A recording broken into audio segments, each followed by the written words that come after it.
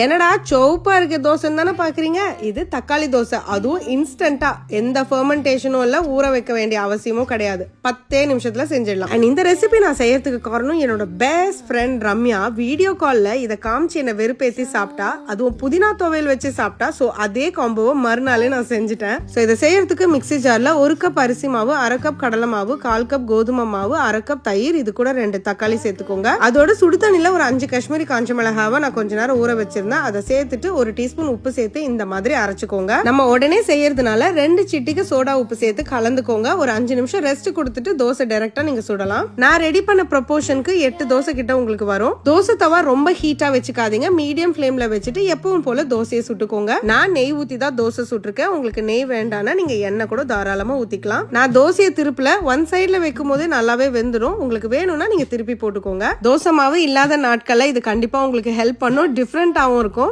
இதுக்கு best combo புதினா சட்னி தான். நீங்க இதுக்கு பதிலா வெங்காய சட்னி, கார சட்னி, சாம்பார் எதை வேணாலும் வச்சு சாப்பிடலாம். சோ கண்டிப்பா ட்ரை பண்ணுங்க. ஆனா ட்ரை பண்ணும்போது மறக்காம ஸ்டவ்வோடு சமைக்கும் போது கொஞ்சம் லவ்வோடு சமைச்சீங்கன்னா சுமாரா இருக்கிற சமையல் கூட சூப்பரா இருக்கும். எப்படி?